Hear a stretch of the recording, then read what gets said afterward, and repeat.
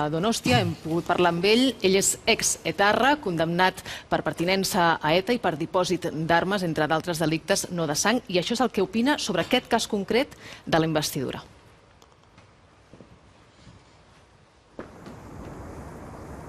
Ahora hace justo 31 años que te presentaste como candidato a la investidura, como candidato al Lehendakari. Explícame cómo fue.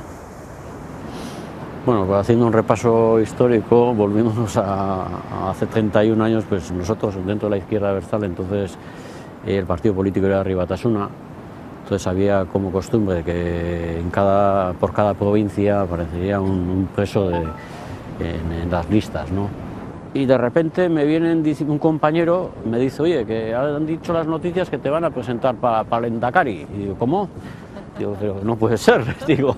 Y ya empieza el trámite de la autorización mía para ir al Parlamento no, como candidato al Lehendakari, no a la investidura, como candidato al Lehendakari.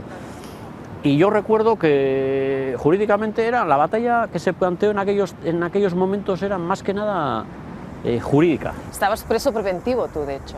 Era preventivo, claro. Yo tenía todos los derechos intactos, tanto como el derecho a sufragio activo y pasivo, como estar en unas listas, aparecer en unas listas, como poder ser elegido, como ocurrió, como fui elegido, ¿no? La Audiencia Provincial de Pamplona, en pleno, que eran 13 magistrados, en un debate de tan solo una hora, me dieron autorización a mí para acudir al Parlamento porque tenía todos mis derechos intactos. ¿Y qué te parece lo que está pasando ahora con Jordi Sánchez? Son dos debates, uno el jurídico y el otro político. Pero jurídicamente, la ley de enjuiciamiento criminal, el 384 bis, le llamaron el artículo Yoldi, ¿por qué? Porque hicieron una modificación y precisamente, paradojas de la vida, el que propuso la modificación de la ley de enjuiciamiento criminal fue Juan Alberto Belló. Uno de los jueces se componía en la mesa, o el juzgado donde me juzgaron a mí. Luego fue ministro de Justicia. Y hizo la modificación reseñable de la ley de enjuiciamiento criminal para evitar casos como el mío. Una vez que el auto de procesamiento sea firme y esa persona esté en prisión, el auto de procesamiento firme, esté en prisión con delitos, colaboración con banda armada, terrorismo o secesión con violencia. Ese artículo estaba pensado para evitar casos como el mío, pero que tendrían el mismo perfil que el mío. Entre comillas, una persona que estaría presuntamente relacionada con terrorismo. Cuestión que no tiene nada que ver, desde mi punto de vista legal, con este caso. Ahí está el tema. Pero independientemente de eso sería el debate si verdaderamente la tipología por las cuales están estas personas en prisión se asemejaría a ese caso concreto. Ahí estaría el debate. Este es el debate jurídico. Luego está el debate político. ¿Qué es lo que ocurre? Una gran mayoría de la sociedad catalana le ha dado apoyo a ciertas fuerzas políticas. Pues empezamos por Puigdemont, etcétera, etcétera, ¿no? Y apuestan por la República, etcétera, etcétera. En fin, una mayoría. Pero ¿qué es lo que ocurre? Ante eso está la barrera del 155 del Estado español, que no les deja a la sociedad catalana ejercerse libremente como ellos quieran, ¿no? Ahí está. Eso ya es un debate político, eso ya es otra cuestión.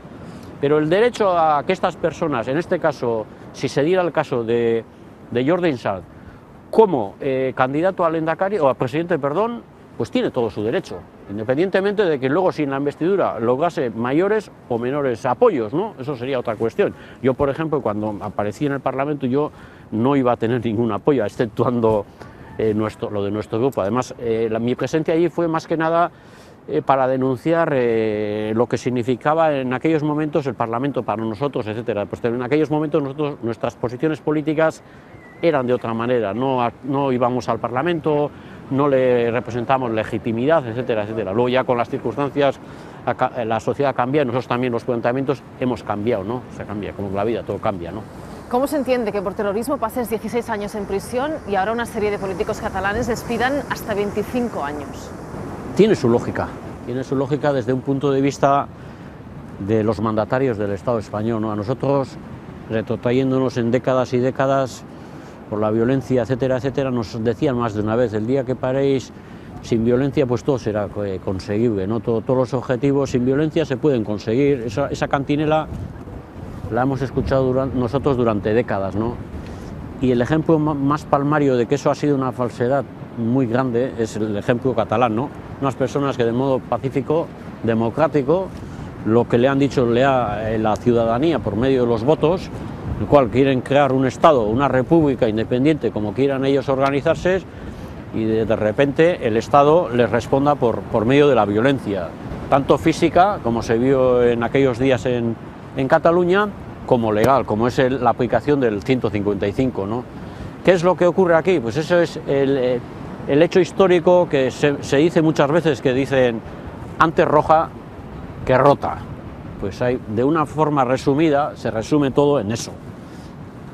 Ahí, en este aspecto, en problemas como este de territorialidad, de nacionalidad, ahí ya no hay ni derechas ni de izquierda, no hay derechas ni izquierdas, si hubiera en algún día. Me refiero al Estado español, ¿no? Se hacen todo uno porque sobre todo está la unidad de la patria, ante todo, ¿no? ¿Crees que en el Estado español ha habido una involución o directamente no ha evolucionado? No ha evolucionado, no. Lo que pasa aquí, desde mi punto de vista personal, se conjugan varios factores. Por una parte, el factor político catalán. A la hora de medir las fuerzas catalanas, las fuerzas políticas catalanas, a la hora de medir la situación concreta que ellos estaban viendo, yo creo que no midieron verdaderamente hasta dónde podría llegar el Estado. Ese es uno de los factores, porque seguramente hubieran pensado con apoyo internacional, tenemos aquí el apoyo político, etcétera, etcétera. Nosotros creemos que el Estado también llegará a un tipo de negociación. Igual no sería halagado de todos nosotros, pero llegaría a un intermedio de margen para negociar. Eso es una postura candileja.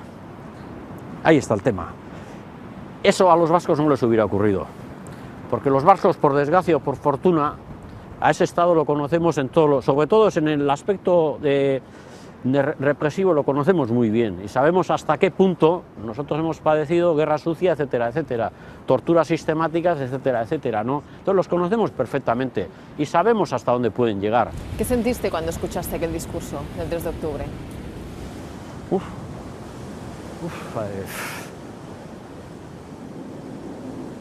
No me llevo sorpresa. No me lleve sorpresa porque es su papel. El día pasado tuvo una recepción en Cataluña y yo estoy aquí para garantizar la Constitución, decía él. Lo que sentí verdaderamente tampoco lo puedo decir. ¿Tú crees que son presos políticos? Indudablemente que son presos políticos. Indudablemente, es que no, para mí no hay ningún debate. ¿Crees en la justicia? A nivel político no.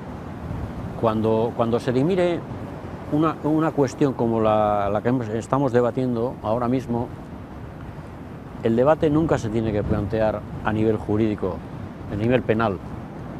El debate lo hay que llevar a la política, nunca al plano penal y al plano judicial, ¿no? Y en ese sentido no, porque no hay más que ver o escuchar las declaraciones del ministro de Justicia ahí de antemano declarando que a Jordi Sanz no le van a dar el derecho de acudir al pleno de investidura. Pues ahí se ve claramente que el poder político es el que dirige al poder judicial. Entonces, en ese sentido, poco se puede esperar de la justicia, ¿no? Juan Carlos, ¿para ti qué es la libertad? Todo.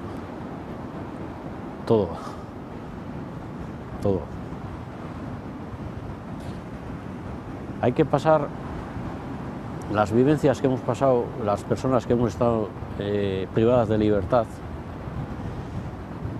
mejor que no pasar por esa experiencia, ¿no? Pero hay que pasar por ahí para valorar verdaderamente lo que es las cosas pequeñas de la vida.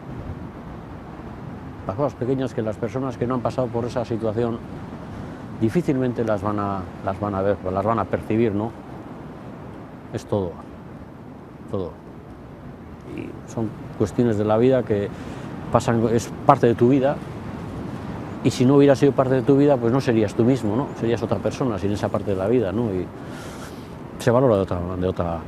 Y en el aspecto humano también es más sensible a todo, al dolor ajeno.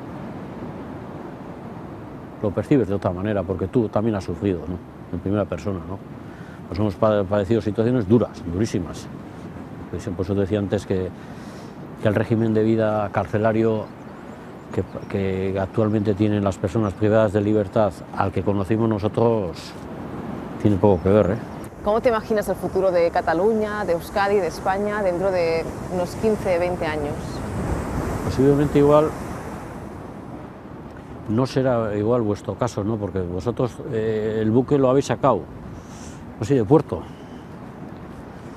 No sé si de puerto lo habéis sacado, igual sí, pero creo que volvéis nuevamente al puerto.